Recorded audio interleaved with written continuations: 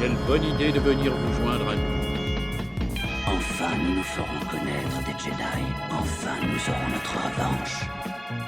Vous êtes mon seul espoir. Mais je ne suis plus une Jedi. La fête est terminée. Allez hop, on dégage. Toi qui croyais que cette conférence serait ennuyeuse. Bonjour et bienvenue dans le podcast Le Premier Désordre. Aujourd'hui nous sommes sur Dathomir, peut-être l'une des planètes les plus magiques et les plus paisibles de l'univers, une planète reposante que j'aime beaucoup. Zarklog étant parti à la brocante intergalactique de Jakku, c'est lui qui m'a dit de vous dire ça. Du coup il m'a confié la lourde responsabilité d'administrer le Premier Désordre avec l'impartialité, la justice et l'objectivité que vous me connaissez tous bien évidemment. Sûr. Et une fois n'est pas coutume, je vais commencer les présentations, donc par moi, du coup, Adasai, héritier du premier roi des Sith et animateur par intérim de ce podcast. En l'absence de Jetsam, qui pensait qu'un voyage sur Dathomir l'aurait fait complètement basculer du côté obscur, et des autres qui sont partis tous ensemble faire de l'urbex stellaire pour découvrir les secrets de vaisseaux vestiges de l'ancienne République. Mais beaucoup de meilleurs sont là, et on pense à Juliette en premier, maître Jedi, qui examine un holocron-site que je lui ai filé tout à l'heure. Exactement, et il marche pas très bien d'ailleurs. Je vais voir pour le réparer. Ouais. Et bah voilà, moi je suis toujours là à me promener dans l'univers. Et hâte de rencontrer les nouvelles personnes qui s'y présentent. Bien sûr, la bienvenue en tout cas, c'est avec plaisir, et n'hésite pas à bien fouiller l'holocron, effectivement, je suis sûr, il y a beaucoup de choses très sages à découvrir là-dedans. Bienvenue à Ngok aussi, chasseur de primes wiki qui profite de la prime de son dernier contrat pour prendre un peu de bon temps. Oui, même beaucoup de bon temps, c'était une sacrée prime, donc je suis plutôt content. Je divague un petit peu sur les plages de Kashyyyk et puis à droite à gauche quand on m'appelle. On a éliminé combien de Jedi pour ce dernier contrat ? De Jedi. Ah non, je ne fais que les méchants. Chasseur de primes. Impartial, bien entendu. Ok.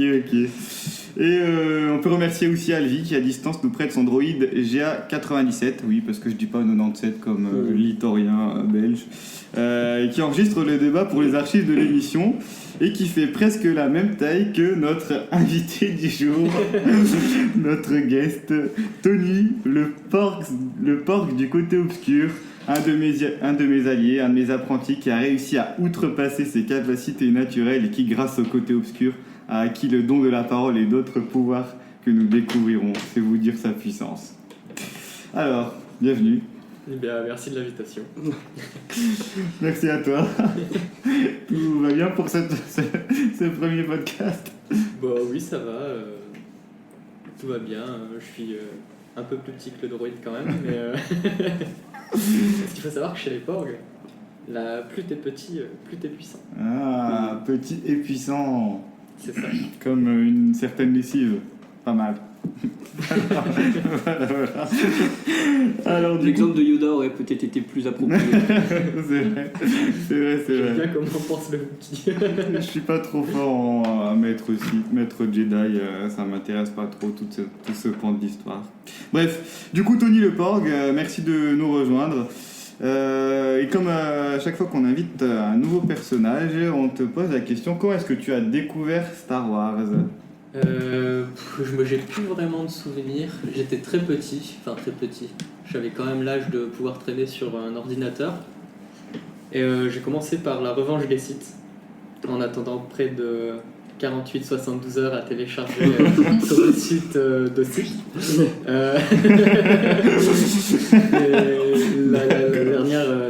Le dernier épisode sorti en date. Et j'avais bien aimé à l'époque. Parce que Anakin il était trop dark, tout ça. Et donc ensuite j'ai beaucoup joué plus aux jeux vidéo. Et après c'est par mon père qui m'a montré la première trilogie. Okay. Et là j'ai vraiment bien apprécié et j'ai suivi tout le reste. Top. Il y a des choses que t'aimes particulièrement, que t'aimes plus que d'autres dans l'univers J'aime bien l'aspect politique. Alors c'était faux il y a quelques années, mais maintenant en grandissant, j'aime beaucoup ce côté de pourquoi les rebelles se battent, pourquoi il y avait la République avant, tout ça.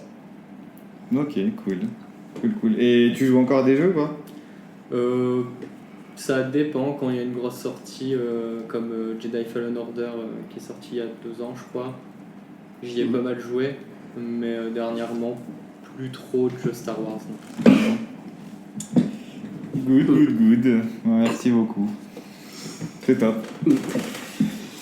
Bien, l'heure est arrivée pour parler du thème que nous avons choisi la semaine dernière. Et j'allais dire, Oui. du coup, mais toi t'as découvert l'univers comment? Parce que... T'étais pas là quand il était vrai. la première fois. Ah ouais, non, c'est... Alors, vas-y. Je vais faire la version très courte. C'est un père qui aimait beaucoup trop Star Wars qui m'a incité à le regarder quand j'étais petit. Je regardais ça avec mon frère et ma soeur, et puis comme lui il me disait qu'il regardait ça aussi avec son frère et sa soeur, j'ai trouvé ça trop cool. Je me suis dit je vais faire pareil et tout ça. Et ce qui est drôle, c'est que comme dit Tony juste avant, c'est que c'était vraiment la même chose dans le sens où pas la première trilogie, mais le 1, 2, 3 qu'on appelle, je les aimais beaucoup moins à l'époque. Sauf course de pod. De pod sur Tatooine, mais sinon toute la partie politique et tout ça j'aimais pas du tout, et en le revoyant finalement c'est une des parties que j'ai vraiment le plus appréciée, et puis voir que c'était vachement bien construit finalement, et c'était pas que de la baston, c'était de la réflexion, j'ai beaucoup aimé, et puis depuis pareil, jeux vidéo, tout ça, et séries aussi après. C'est vrai que pour le côté politique, quand j'avais vu les films, j'étais petite et je comprenais rien en fait, ou j'avais pas envie de comprendre vraiment. J'étais juste là pour les combats, les Jedi. Et quand on les revoit plus tard, je me dis en fait c'est plus complexe et c'est vraiment très très intéressant, je trouve, cette partie-là. Voilà. C'est vrai. Continue. Good. Non mais ouais, je vous rejoins aussi là-dessus. Mais... Ça avait été évoqué pendant un précédent podcast que vous pouvez réécouter d'ailleurs, sur le parallèle entre l'Empire et le Troisième Reich. C'est ça, tout à fait. Tout à fait, la première fois où on a découvert Engok. Ah non, c'est pas sûr. Bon comment tu sais ça alors? Parce que j'ai écouté ce que tu m'as envoyé. Ah, c'est beau. Très bien. Aussi avant d'enchaîner celui, je voulais savoir si vous aviez une actu Star Wars en ce moment, si vous faisiez des trucs particuliers, Juliette. Oui, c'est une info que j'ai vue. Alors du coup, j'avais pris mes notes la dernière fois, je voulais le dire déjà, mais je ne sais plus. Mais en gros, je sais que Disney, ou en tout cas Lucasfilm, le studio, j'ai vu qu'ils avaient engagé un YouTuber en fait, qui fait des... Comment ça? Je sais pas si quelqu'un... Deepfake, non? Ouais, c'est ça, des deepfakes. Parce que sur sa chaîne YouTube, en fait, je suis allée voir un peu, et il reprend des deepfakes de personnages de films. D'accord. En les rajeunissant ou en prenant d'autres têtes d'acteurs pour un personnage. Et donc il a fait ça pour... je sais pas, c'est un spoiler du coup, mais pour la saison 2 de The Mandalorian, à la fin. Ouais. Vous avez... on l'a tous vu, ça va pas être un spoiler. Spoiler alerte sinon. Ouais, donc il reprenait la scène de fin avec Luke. Et c'était beaucoup mieux fait en fait que la série originale. Et ça fait le buzz apparemment, et du coup Lucasfilm l'a engagé en fait, carrément pour bosser sur les prochains films. Je trouve c'est un peu ouf quoi. T'es youtubeur, tu fais ça et hop t'es engagé. Je trouve que c'est une belle histoire. Voilà. J'avais pas vu. Je l'ai vu passer ça aussi. Bien. Par hasard. Toi Engok, une actu? Pas vraiment une actu, mais ce qui s'est passé cette semaine sur Star Wars, c'est quand, spoiler alerte, j'ai préparé la chronique pour cette semaine, et en regardant un petit peu sur le sujet, je suis tombé par hasard sur l'ancienne version, si je puis dire, de l'épisode 6 de Star Wars, où on voyait Luke qui regardait Yoda, Obi-Wan et du coup Anakin. Et c'est la première fois que je voyais finalement que Anakin dans les premières versions, naturellement, n'est pas le même acteur que le Anakin de la trilogie 1, 2, 3. C'était pas Hayden Christensen en 1970? Non. Je suis pas sûr qu'il ait Du coup, c'était assez drôle de voir finalement l'ancien acteur et de voir les modifications, de comparer. Et c'est plutôt bien fait d'ailleurs, je dois le dire. Ça a bien été camouflé, bien été modifié. Voilà, c'était tout pour moi. Top. Tony? Moi en vrai, en regardant aussi un peu ce qui se passait plus sur Disney Plus en ce moment, j'ai vu qu'ils ressortaient les épisodes spéciaux de Star Wars. Tu sais, celui avec les Ewoks de Noël, tout ça. Ah ok, ils sont sur Disney. Ça ressort pendant le mois d'août. D'accord, ok. Énorme. Donc si vous avez envie de voir des films moyens, ça vaut le détour. Pas très bon. Je crois que Laurent du Grenier avait fait une vidéo sur ces films-là qui ne les encensait pas tellement, je crois me souvenir. Et du coup, il y a aussi beaucoup de séries animées qui vont ressortir ce mois-ci sur Disney+, comme l'Attaque des clones, Remaster, un truc comme ça. Ok, good. Moi, je vais vous annoncer que j'ai enfin fini Clone Wars. Voilà.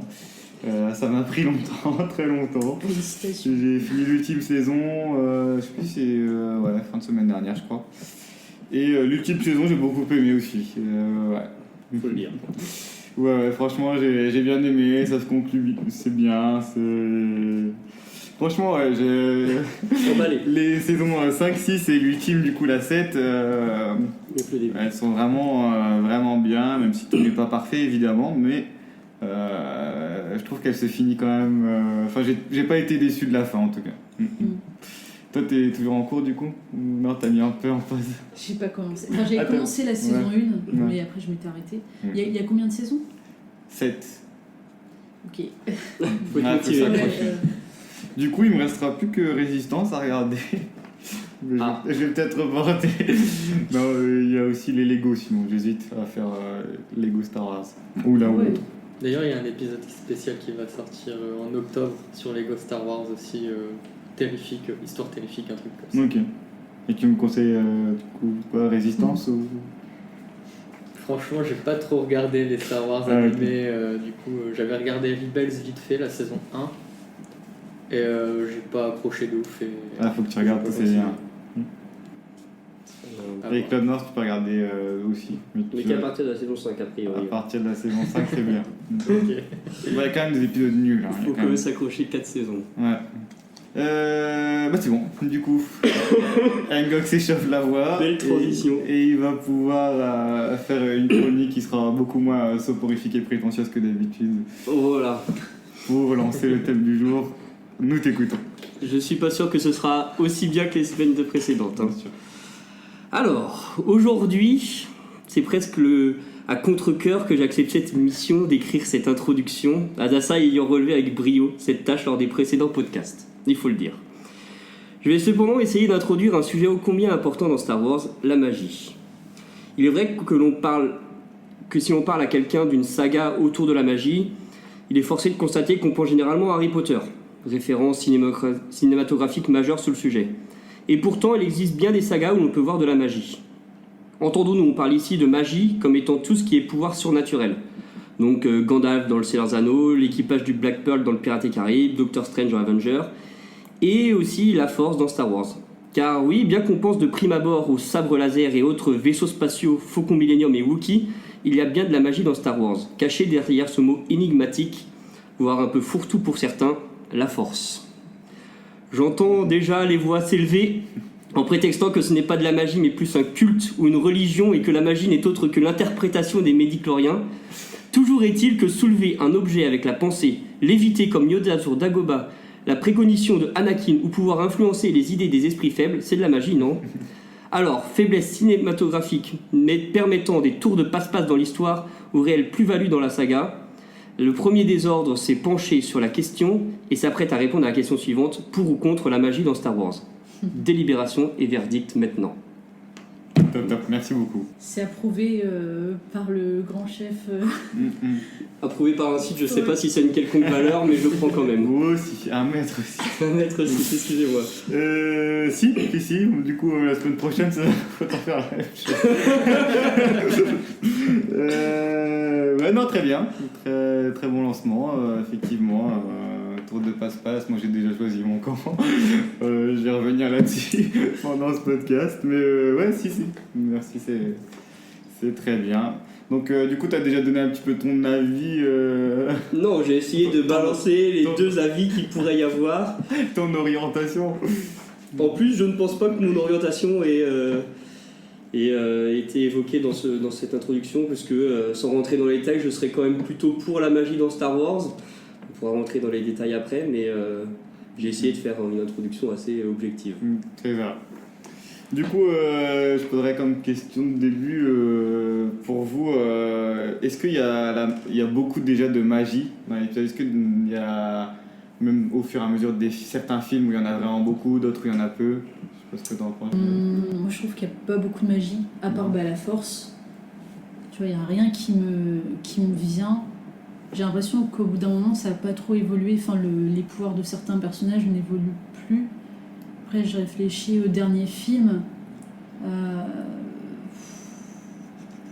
Je pensais à Leia. Mais pareil, tu vois, pour moi, c'est tellement... j'ai tellement pas compris que je me dis, il y a de la magie, quoi. C'est un rêve, je crois, que tout le monde fait. Mais ouais, qui dure 3 films, mais bon. Mais oui, tu vois, quand elle se réveille dans l'espace ou je sais plus quoi, pour retourner dans le vaisseau, je me suis dit, mais qu'est-ce que c'est que ça en fait? Et là, tu peux dire que c'est de la magie parce que je comprends même pas en fait. Des choses comme ça. Ok. Ouais. Donc pour toi, il y en a pas trop, c'est ça? Non, je peux pas considérer ça en fait comme de la magie. Moi, je suis un peu contre quoi. Enfin, ok. Ouais. Tony. Moi je suis plutôt pour parce que quand on regarde en vrai, enfin si on considère que la force c'est de la magie, si on considère que la force c'est autre chose, bon bah là du coup il n'y a pas de magie dans Star Wars en fait. Mais si la force c'est de la magie, bah en fait quasiment dans chaque épisode on en a.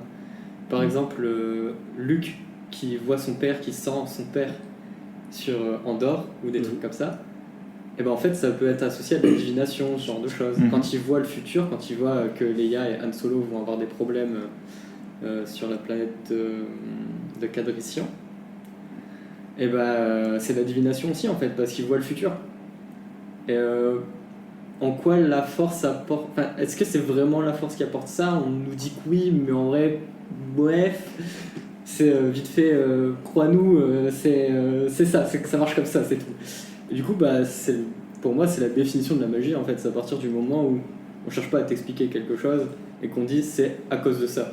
Et que ce truc a pas vraiment de règles non plus, tu vois. Typiquement, dans les derniers épisodes, je sais plus, je crois que c'est. Je sais plus si c'est Rey ou le méchant là. Kylo Ren, qui arrête un vaisseau. Ouais. Bah, typiquement, en fait, il y a aussi ce côté de. Où est-ce que ça s'arrête en fait? Est-ce que genre ils deviennent plus forts au fur et à mesure des générations, ou est-ce que genre ça a pas de règles et puis voilà on s'en fout quoi?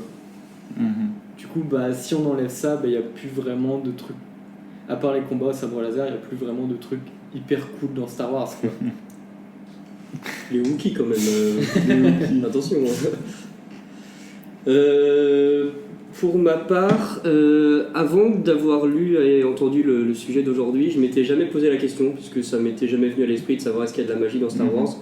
Dès le premier épisode, on nous explique qu'à la force, on nous explique un petit peu ce que ça fait. Et en fait, je n'ai jamais senti, mis à part, on va exclure la dernière trilogie, il y a beaucoup de choses à redire, mais j'ai jamais ressenti qu'ils en ont abusé et que ça a été un petit peu le excusez-moi du terme, mais c'est un peu le ta gueule c'est la force, tu comprends rien quoi. C'est à chaque fois ça a été bien expliqué ce que ça pouvait faire, ça a jamais été trop abusé, ça a toujours été au service du scénario, donc pour ma part j'ai rien contre ça. C'est vrai que dans le 1 ils essayent d'expliquer qu'il y a un taux de médiclorien et tout ça et qu'on peut communiquer avec tout ça, mais au final l'explication c'est pas ce qu'il y a de plus important, même si ça n'avait pas été expliqué j'aurais dit ok il y a la force, j'ai compris comment ça marchait, j'ai compris qu'il y a quelque chose à ressentir et voilà, c'est tout. Ok. Ouais, je suis plutôt d'accord. C'est pareil, je m'étais pas posé la question parce que je trouve qu'ils expliquent assez bien en disant bah voilà, c'est la force, tout ça. C'est vraiment, c'est comme une intuition que t'as en fait, ou un don, je sais pas, mais et donc je me suis jamais dit ils en font trop ou je peux considérer ça comme de la magie parce que c'est bien justifié en fait, je trouve. À part, comme disait Tony tout à l'heure, dans la dernière trilogie où il arrête le vaisseau à main nue, où là on dit il y a peut-être une limite à mettre, ou même Rey qui peut commencer à faire de la télépathie en visioconférence avec Kylo Ren. Après ça, je commence à me dire que là, à un moment, il n'y a plus de limite. En fait, je me dis que ça dépend aussi, si on ajoute l'histoire des midi-chloriens et qu'on les fait entrer comme étant un facteur que la force se décuple en soi si tu as plus de midi-chloriens. Après il y a le facteur de la génétique où effectivement selon ton ascendance si il maîtrise déjà la force, peut-être que toi effectivement tu peux avoir des prédispositions qui t'amènent à faire des choses qui sont encore plus impressionnantes que justement tes ancêtres. C'est vrai que je pense même à un autre pouvoir parce que j'ai essayé de lister tous les pouvoirs magiques, enfin les pouvoirs de la force que j'ai pensé, et c'est vrai qu'il y en avait un dernier dans l'épisode 8 où Luke fait de la téléportation aussi, où en fait il est en tailleur et puis il va affronter en téléportation Kylo Ren sur la planète pour quand ils sont bloqués dans la forteresse. Il se téléporte lui-même physiquement ? C'est un peu un hologramme, mais il y a quand même son sabre laser parce qu'il arrive à interagir avec, et au moment où Kylo Ren veut le tuer, en fait il se rend compte que c'est un hologramme. C'est ça. Et typiquement cette partie là en plus je trouve que ça apporte vraiment rien dans le sens où dans le 7 du coup dans le 8 parce que il dit ok tu peux pas me tuer, et puis dès qu'il revient dans son propre corps il meurt. Du coup j'ai envie de dire bon, pourquoi avoir rajouté ce pouvoir qui sort un peu de n'importe où pour finalement quand même le faire mourir juste après. Après, le fait qu'il est bloqué avec le sabre laser, ça peut peut-être être justement aussi, il a une certaine maîtrise de la force, comme Dark Vador qui arrive à étrangler des gens qui se retrouvent sur d'autres systèmes, tu vois. Ouais. Ah oui, à travers le truc, la télé là. Ouais, c'est ça. Ah oui, c'est vrai, oui. Donc peut-être c'est ça. Moi je dirais ça. Après j'ai l'impression qu'il y a quand même chaque Jedi a un peu ses variantes, dans le sens où Palpatine arrive à tirer des éclairs avec ses doigts aussi, quelque chose qu'on n'a pas revu dans les autres. Donc après c'est un peu libre interprétation, dans le sens où je pense que ça lui allait bien de lui donner des éclairs, du coup on s'est dit avec la force il va pouvoir tirer des éclairs. Mais Rey c'est des éclairs à un moment. Oui mais c'est la fille de Palpatine. Oui mais voilà, tu vois. La petite fille. Petite fille, pardon, excusez-moi. Attention. Ouais. Soyons précis s'il vous plaît. Moi en tout cas, en préparant cet épisode, je suis tombé sur une vidéo de Gotabor, une vidéo YouTube. Et en fait, il explique, il a tendance à mettre des explications sur des systèmes, enfin sur des choses un petit peu irrationnelles. Et il y a une vidéo où il s'est penché sur la force, et la vidéo s'appelle Le mystère de la force résolue, un truc comme ça. Et en fait, il a tendance à apporter plein d'arguments scientifiques pour donner une sorte d'explication de légitimiser l'existence de la force comme étant quelque chose de potentiellement réel, tu vois. Et pas facile, hein. Non, franchement la vidéo, il y a quelques passages que j'ai regardé plusieurs fois, et même en la regardant plusieurs fois j'ai pas tout compris, mais il reprend pas mal de choses qui sont dans les films et les séries, et notamment la définition de Qui-Gon, ce qu'il apporte justement quand il parle des midi-chloriens dans l'épisode 1, celle d'Obi-Wan également. Donc celle d'Obi-Wan, il nous parle d'un champ d'énergie, enfin c'est la version originale en fait. Si tu prends la version française, il utilise un autre mot, mais sinon la version originale on pourrait traduire mot pour mot comme étant un champ d'énergie, et ce qui expliquerait du coup le fait de pouvoir jouer sur l'électricité, le magnétisme. En fait c'est des choses qui sont, c'est des champs en fait, des champs de force, des champs électriques, et également la gravité, les champs gravitationnels. Et du coup cette force il dit qu'elle nous pénètre et nous entoure. Et en fait, du coup, ça inclurait la maîtrise de ces interactions, en fait, la maîtrise des interactions gravitationnelles, magnétiques et d'autres interactions. Et j'ai pensé, en regardant ça, je sais pas si vous avez vu le film Lucie. Ouais. Tu vois. Et du coup, quand elle commence en fait, son cerveau, elle commence à l'utiliser, elle utilise de plus en plus un potentiel fort, tu vois. Et elle arrive à faire des choses que, du coup, un être humain comme nous ne pouvons pas faire, tu vois. Et je me suis dit, est-ce que ça pourrait pas être lié ? Je sais pas ce que vous en pensez. Ou... J'ai vu il y a longtemps ce film-là, tout ce dont je me souviens, c'est qu'elle se transforme en clé USB à la fin. Donc je ne pourrais pas apporter d'avis sur la question. Tu l'as vu, Juliette, ou pas ? Non, j'ai pas vu. Mais je crois me souvenir, oui, qu'elle obtient des pouvoirs un peu badass. Mais je sais pas si... je crois que c'est dans l'épisode numéro 2 ou 3. Et je sais pas si ça a été évoqué dans ta vidéo. Mais il y a un passage au Sénat où Palpatine parle avec Anakin d'un hypothétique qu'on n'a jamais vu puissant Seigneur Sith qui aurait réussi à maîtriser la vie et la mort et de ressusciter les gens, et c'est un petit peu comme ça qu'il arrive à prendre Anakin sous son aile, puisqu'il lui dit Padmé va mourir. Dark Plagueis, le sage. Exactement, Dark Plagueis, le Sith, le méchant. Et partant de ce principe-là, là c'est vraiment, t'aurais aucune explication sur le champ d'énergie ou de gravité. Alors, ou du coup, la vidéo elle s'est penchée sur d'autres trucs. Même sur faire changer d'avis à quelqu'un, je sais pas comment avec les champs d'énergie tu pourrais... Peut-être l'hypnose ou un truc dans le genre. L'hypnose ça se fait. Moi du coup, je suis parti sur la force, c'est quelque chose de très logique et très rationnel. Donc finalement tu es en train de dire qu'il n'y a pas de magie dans Star Wars. Exactement. D'accord. Enfin, en tout cas pas forcément lié à la force. Du coup, ce seraient des personnes qui ont développé certaines capacités qui permettent de maîtriser ces champs. Pareil pour l'électricité, finalement, on en produit tous, tu vois, d'une certaine mesure quand il y a de l'électrostatisme ambiant. Du coup, voilà, c'est juste que Palpatine qui jette des éclairs de fou, bah voilà, il est juste un petit peu plus électrostatique. Il a pris un ballon de baudruche, il a frotté le ballon de baudruche contre ses cheveux et il s'est C'était une montgolfière de baudruche. Dès qu'il touche les poignées de porte, c'est ça, il a accumulé une énergie monstre. C'est pour ça qu'il n'y a pas de poignée de porte sur l'étoile noire. Exactement. Il met des logique, en fait. Il met des pulls en laine tous les jours et puis voilà. Il est surpuissant.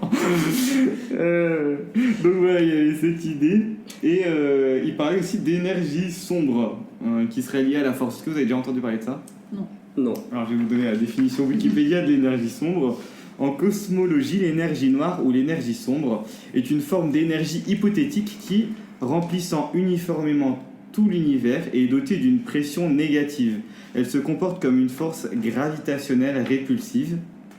Et du coup, l'existence de l'énergie noire est nécessaire pour expliquer diverses observations astrophysiques, notamment l'accélération de l'expansion de l'univers. Alors, je vais essayer de simplifier ça un petit peu. Du coup, on parle d'énergie négative ou de répulsion, c'est ça ? Une force. En fait, ce serait ce qui serait à l'origine de l'expansion de l'univers, dans le sens où l'énergie sombre, c'est ce qui est à l'origine de que les galaxies s'éloignent les unes d'entre elles et que, du coup, qui entraîne l'expansion de l'univers. Du coup, c'est une sorte de force gravitationnelle qui serait du coup inclue dans la force et qui permettrait justement d'éloigner les objets, de repousser certaines choses et tout. Et cette énergie sombre serait une composante de la force. Voilà. Ils en parlent dans Star Wars aussi ? Non. Ah oui. Non, l'énergie sombre c'est propre à notre univers. Ok. Ça me paraît assez bizarre, je connaissais pas. Et du coup, ouais, voilà. Ça serait une des explications de la force, du coup. Voilà, dans Star Wars, des individus pourraient maîtriser cette énergie, justement, posséder une capacité de cette énergie pour soulever des choses. Ou les envoyer, etc. Voilà. Les éclairs, on l'a dit, c'est des champs électriques, donc c'est encore une fois 100% logique. les midi-chloriens, enfin. Donc c'est Qui-Gon qui dit ouais, les midi-chloriens, ce serait inspiré de ce qu'on a vraiment en nous, les mitochondries. Oui. T'en as déjà entendu parler ? Mes cours de SVT de terminale, je crois. C'est quelque chose aussi. C'est une sorte de bactérie ou un truc comme ça qui se trouve dans toutes nos cellules et qui leur donne un peu de l'énergie en fait. Et donc nous on nourrit ces mitochondries qui elles nourrissent nos cellules. Et du coup voilà. Et du coup ça influence les capacités naturelles. Et en fait il y aurait certaines études qui montreraient que plus tu fais de sport ou plus tu travailles, plus tu peux développer de mitochondries, tu vois. Et du coup, ça inclurait que, voilà, encore une fois, lié à la force, tu peux travailler ta maîtrise de la force, tu vois, et ce que tu peux faire avec. Voilà, et... Je me permets de rebondir sur ce que tu dis, Denis. Avec plaisir. Ça donne un peu l'impression qu'en fait, dans Star Wars, ils ont dit c'est la force avec les midi-chloriens, et qu'ensuite, les fans essaient de trouver une explication logique en récupérant des trucs à droite à gauche de ce qui existe, pour essayer de trouver un ensemble un peu cohérent. Bon, en soi, pourquoi pas, je veux dire. Mais personnellement, moi, le fait que ce soit pas expliqué précisément, ça me dérange pas dans le sens où c'est bien précisé au début que ça marche comme ça. Et je me suis jamais senti floué. Par exemple, dans Harry Potter, ils ont jamais expliqué pourquoi la baguette magique, que tu avais besoin d'une baguette magique pour faire des sorts ou des trucs comme ça. On part du postulat que ça marche comme ça, et puis moi, ça me va s'ils en abusent pas, quoi. Si à un moment ils commencent à faire de la magie sur baguette, là je commence à me dire bon, on m'a pris un peu pour un con depuis tout ce temps, mais sinon ça me dérange pas, tu vois. Donc même s'il n'y a pas d'explication physique. Donc tu es en train de dire que mes fan théories. Non, parce que je trouve ça bien qu'il y ait des fans qui réussissent à trouver des explications. Mais en tout cas, pour ma part, moi j'ai jamais senti ce manque dans le film d'explication, quoi. Non, bien sûr, je suis d'accord. Hein. Moi, j'aurais pas fait ces recherches si on n'avait pas fait le sujet, ça me posait pas de problème non plus. Mais en tout cas, je pense que la vidéo, elle pourrait quand même vous intéresser. Hein. Je vous invite à regarder. Mais donc, il y croit vraiment, là, tu dis le mec Non, là, qui fait la non, vidéo. je pense qu'il pousse vraiment le truc à l'extrême. Ouais. Mais c'était assez sympa. Et en fait, il parle d'autre chose et il dit que ce serait comme une force. La force serait aussi.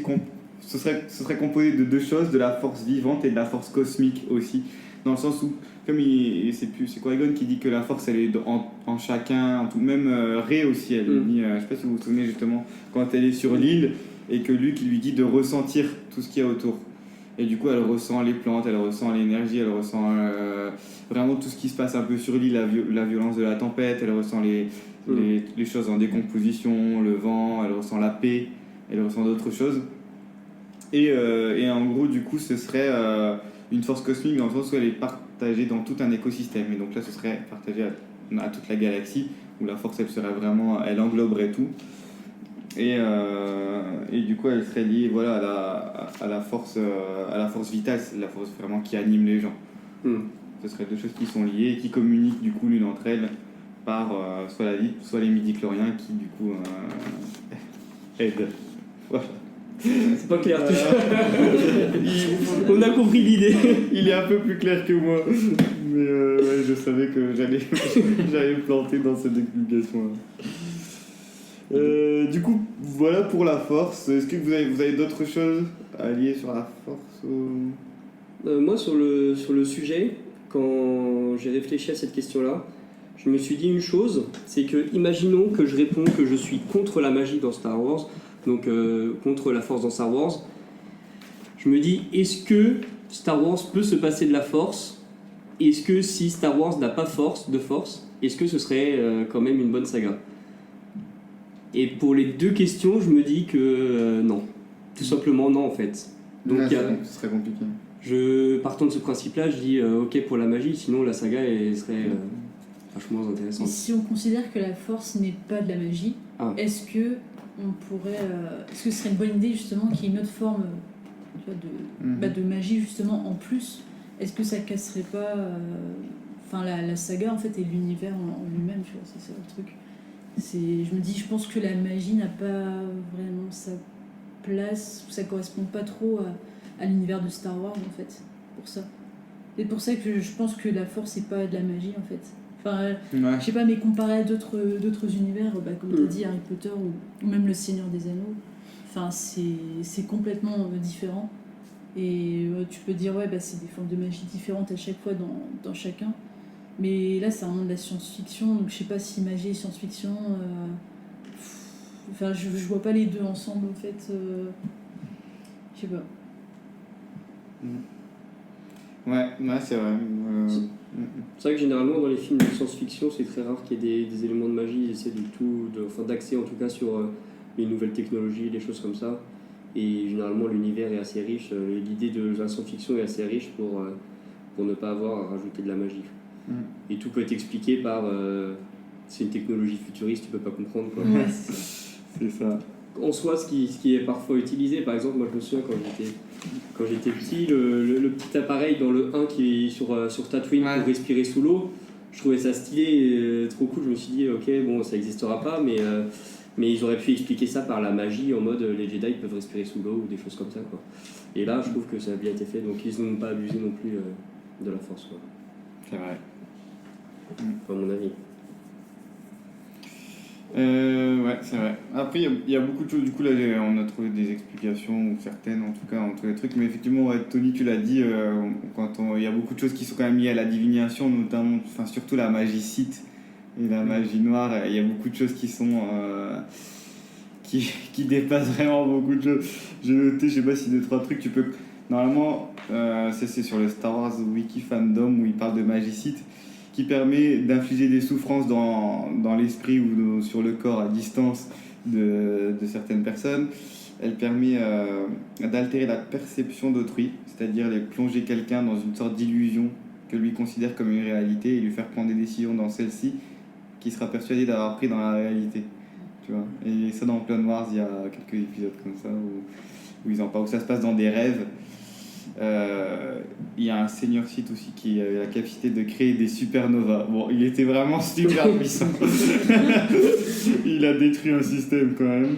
Mais ouais, il était vraiment ouf. Il y a aussi la capacité de guérison, ça existe aussi. Je me souviens plus, c'est expliqué comment Dark Maul a survécu à son coupage en deux. Ouais, j'avais y venir aussi. Ouais. Je me souviens plus si c'était explicité. Si c'était la force. En fait, il y a tout le temps une question de force et de midi-chloriens qui peuvent maintenir en vie quelqu'un grâce à la haine que tu ressens. C'est ce qui est expliqué pour Dark Maul, ce qui est expliqué pour Anakin. Quand Anakin il a un bras en moins, 2 jambes en moins et qu'il est à moitié dans la lave et qu'il arrive à s'en sortir. Du coup, c'est sa haine qui l'aide à survivre le temps qu'on l'aide. Et Dark Maul, ce serait un peu la même chose. Sa haine, son désir de vengeance qui l'ont aidé à cicatriser le temps enfin, à cicatriser un minimum. Le temps qu'il a erré dans les bas-fonds de... C'est où ça ? Il est mort où Non, c'était à Tatooine. Tatooine. Bon, il a erré dans les bas-fonds du... Ah non, je crois qu'après il est tombé dans un truc, ouais. Et il a été rapatrié sur un truc de déchets, et il a erré là-dedans, il a réussi à se reconstituer des trucs un peu horribles qui lui servaient de jambes. Et après Dark Maul, c'est particulier, on arrive à un 3e point. Lui, il est originaire de Dathomir. Et sur Dathomir, il y a aussi un clan où il y a les sorcières de la nuit. Je sais pas si vous en avez déjà entendu parler. Les sorcières de la nuit. Non. Dans Game of Fallen Order, on voit la dernière encore en vie parce qu'ils sont tous fait tuer par le premier ordre, je crois. Ouais, selon les sites par l'Empire. Ouais, attends, parce que j'ai pas fini le jeu, hein, mais ça me dit rien. C'est à la fin du jeu.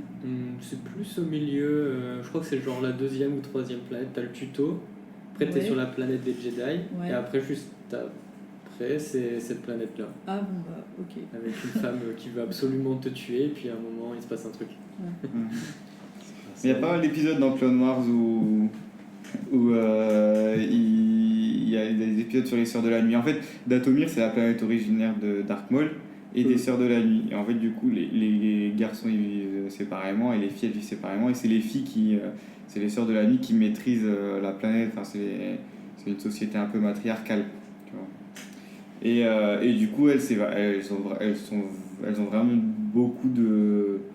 Enfin, leur existence, c'est une secte en fait qui travaille vraiment la magie obscure, la magie noire, notamment, et l'Ichor magique, ça s'appelle ICHOR magique, aussi appelée eau de vie, une énergie très utilisée dans la magie noire elle pouvait l'invoquer et l'utiliser pour matérialiser des objets, redonner une sorte de vie à une armée de morts à un moment, faire des potions, des trucs comme ça.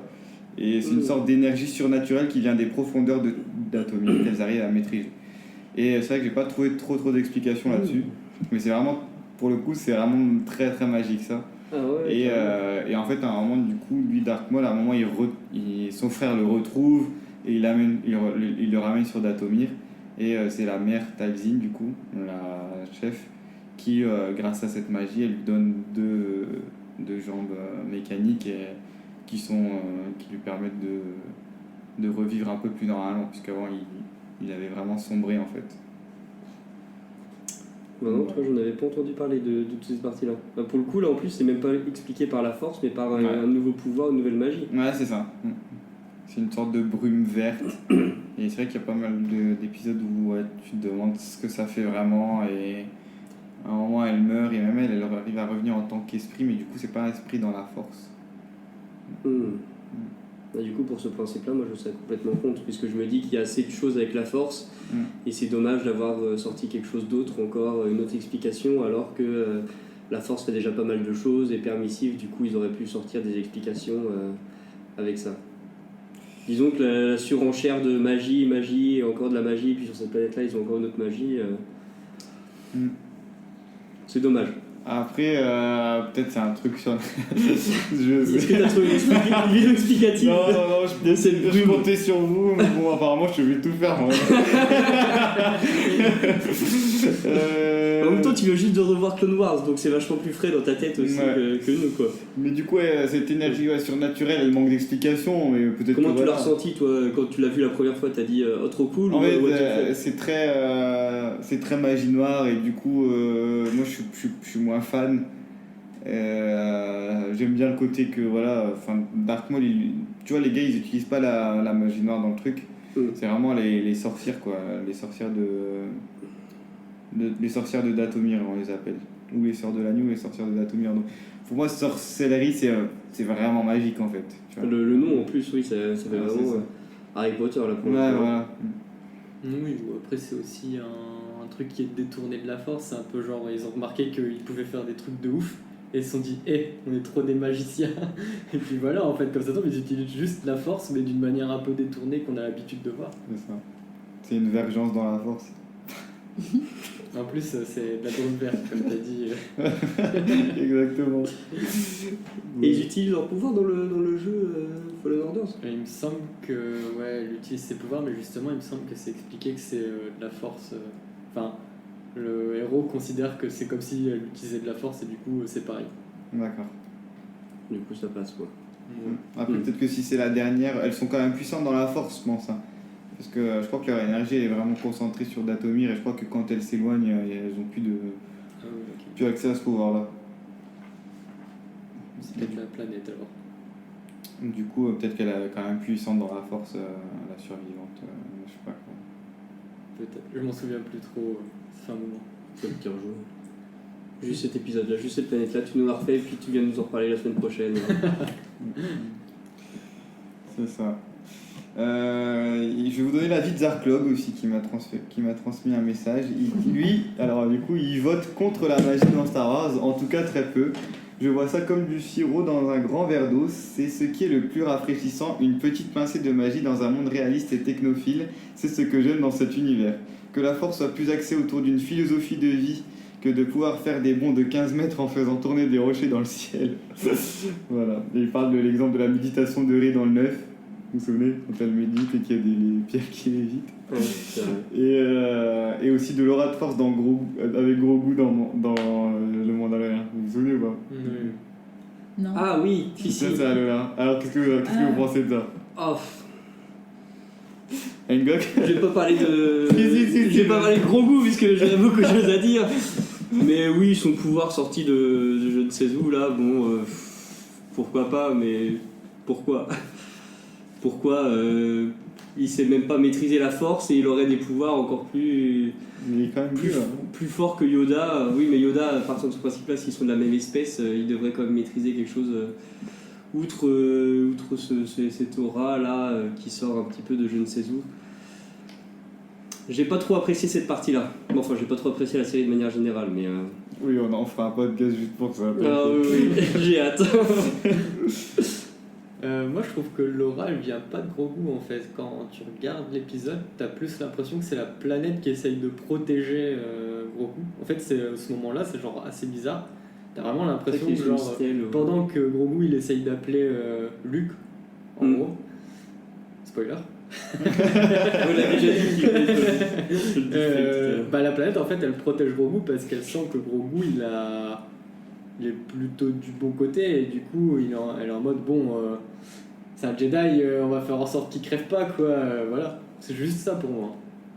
C'est pas Grogu qui se protège. Mais est-ce qu'ils auraient pas pu le protéger sans ce halo lumineux qui traverse tout l'univers? La preuve que non, vu qu'à la fin il se fait enlever, tu vois. Donc, quitte à se faire enlever, pourquoi avoir sorti ce pouvoir sorti de nulle part alors? C'est comme avec Obi-Wan. Pour avoir le temps de faire son call avec Luke et puis après c'est bon. Ça conf-call. Oui, comme ce que je disais dans l'introduction, en fait la force c'est plus une aisance scénaristique pour faire des tours de passe-passe pour pas avoir à réfléchir à comment on pourrait faire et on se dit vas-y viens on va rajouter quelque chose, à rajouter de l'aura pour ça quoi.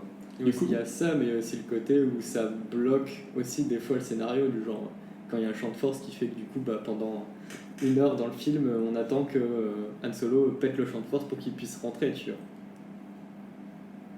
Après, le champ de force, c'est peut-être pas forcément de la force, mais vu comment c'est présenté, ça ressemble à de la force un peu mélangée, tu vois, avec ce que les sites font. Tu parles de quel passage ? C'est dans le 6. Bon, en Ah, gros, sur, sur Andorre, ils ont mis un petit champ de force. Et pour moi, tu vois, ça peut pas être expliqué juste par la technologie, tellement c'est abusé, tu vois. Je me souviens pas. Bah, si, tu sais qu'ils doivent aller sur Andorre et ils ont une mission de désactiver le portail pour qu'ensuite les rebelles puissent attaquer l'étoile noire du ciel. Ouais. Et pour le coup, je me suis dit, ouais, c'est de la technologie. C'est comme un rayon laser qui sort d'une étoile qui vole dans le ciel. C'est de la technologie, hein. Moi, je me dis, je sais pas dans quelle époque c'est, mais pourquoi pas. Technologie, pourquoi pas. Je sais pas, le sujet de la technologie c'était la semaine dernière, donc je sais pas ce qu'il en a été dit. Mais. Ah, tu l'as pas écouté celui-là ? J'ai écouté tout. On va voir autre chose. J'avais pas internet cette semaine. J'étais sur une planète en chasse de primes et du coup je n'ai pas eu le temps de l'écouter, mon dernier. J'entends bien. Et toi, Juliette, du coup, dans Mandalorian ? Bah, j'allais dire Grogu, on était tellement habitués à Yoda en fait. Il dit. C'est peut-être le personnage le plus puissant, en tout cas un des personnages les plus puissants. Et du coup, Grogu, c'est. Moi, j'ai pas été surprise ou quoi, il y a rien qui m'a choqué quand j'ai vu qu'il était aussi. Qu'il y a énormément de pouvoir aussi. Je me suis pas trop posé de questions, je me suis dit, ils te donnent pas vraiment d'explication non plus. Et ils font que. T'as l'impression que tu vas savoir toujours dans le prochain épisode en fait d'où il vient, tout ça, et à chaque fois ils font prochaine saison. Et non. Ça, c'est un peu frustrant. Moi j'ai trouvé que. Ouais, vas-y. Et ouais. Vas-y, continue. Donc ouais, c'est un peu frustrant, mais en même temps ça passe bien du coup, parce que tu sens que il a la force, tout ça, qu'il y a un truc spécial, mais tu sais pas quoi. Du coup, ils peuvent se permettre de faire un peu n'importe quoi aussi avec Grogu, et t'as l'impression que ça passe bien, parce que t'as pas d'explication, donc t'es là, tu dis comme je sais pas pourquoi il fait ça, c'est d'un côté ouais ça passe, mais d'un autre tu comprends pas trop au fait. Ouais. Donc t'allais dire quoi ? Ouais, moi après il y a des explications, mais ouais, bon, c'est juste sur Grogu, mais après je vais passer à autre chose. Mais ouais, moi je regrette d'avoir eu trop d'explications justement sur lui. Quand notamment il est avec Ahsoka et qu'Ahsoka elle découvre elle nous dit toute sa backstory alors qu'on aurait pu la découvrir autrement.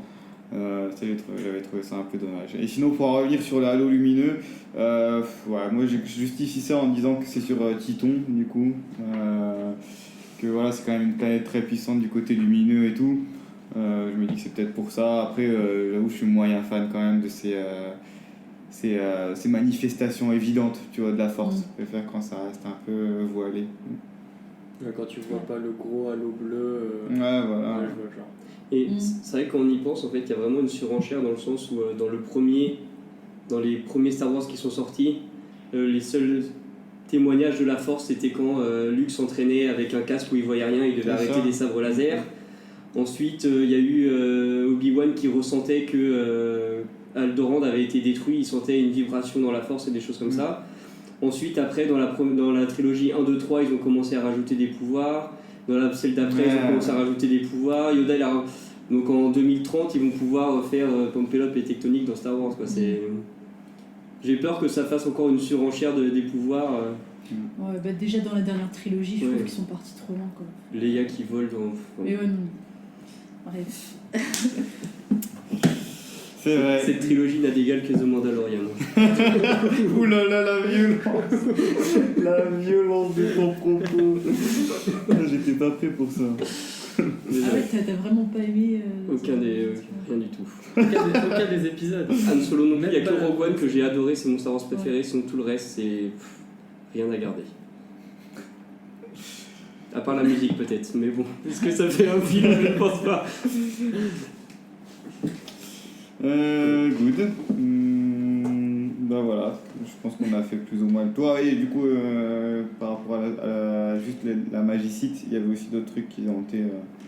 il y avait encore d'autres pouvoirs qui n'ont pas d'explication pour l'instant, des pouvoirs où tu peux protéger quelqu'un. Je crois qu'il y a un seigneur qui a mis une sorte d'aura angoissante qui protégeait son fils contre d'autres personnes.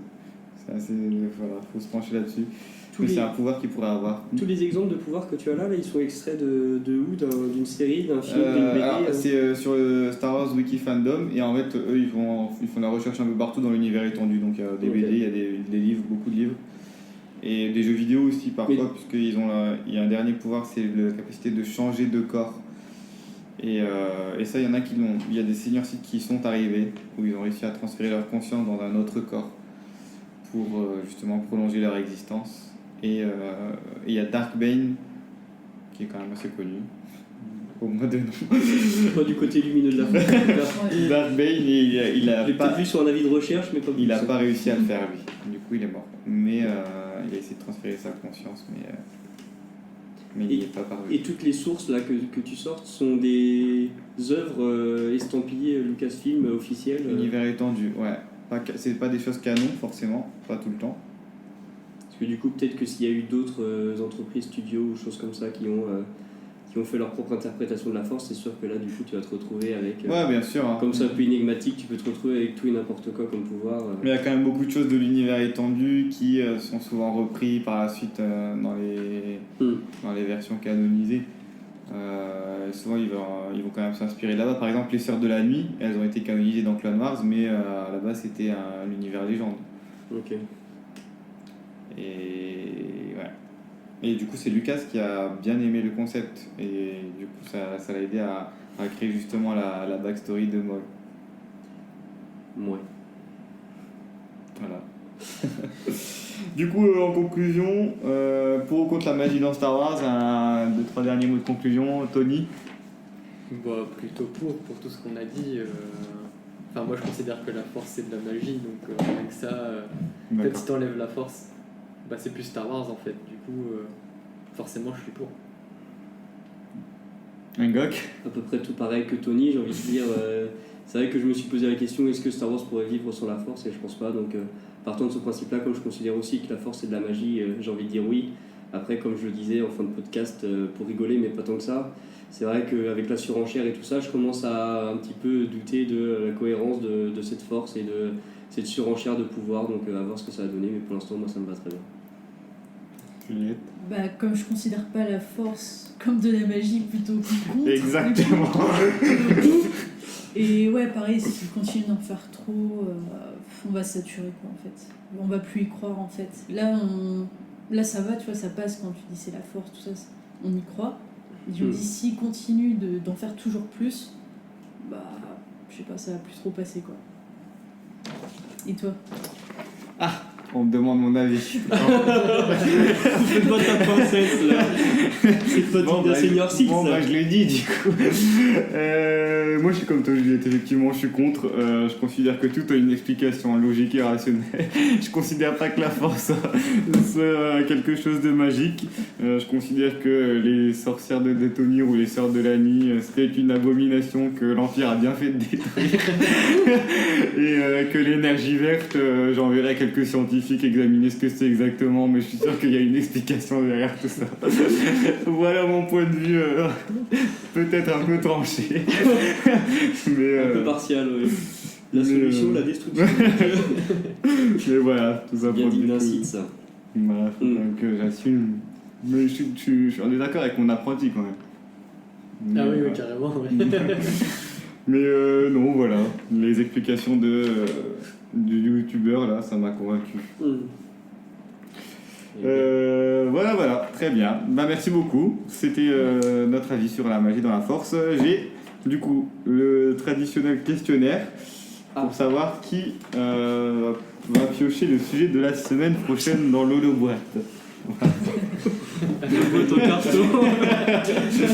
L'holoboîte recyclable, c'est écrit dessus quand même. C'est Zarklock qui m'a dit qu'il fallait faire des questions échelonnées à plusieurs points. Donc question à 1 point, 2 points, 3 points. La première question, quel est le nom de la planète où se trouve la grotte du... C'est une question de rapidité. Hein. Ok. La grotte du mal dans laquelle Luke a été mis à l'épreuve. Dagobah. Voilà, 1 point pour Ngok. Bien joué. C'est la question à 1 point. Vous pouvez largement vous en faire. Vas-y, comment tu me casses là? T'as envie que ce soit ton apprenti qui gagne, c'est ça? C'est ça, exactement. Donne-lui les réponses alors. Je les ai même pas écrites moi. Quelle sœur de la nuit a été l'apprentie du comte Dooku? Si vous savez pas qui était les sœurs de la nuit, on est mal barré. Ah oui, ça. On voit ça dans les films. Dans la série Clone Wars, je sais pas si on en parle un peu. Ok. Ça me parle pas, moi. La sœur. Toi, c'est d'accord, c'est Clone Wars, on la voit dès le début, je pense.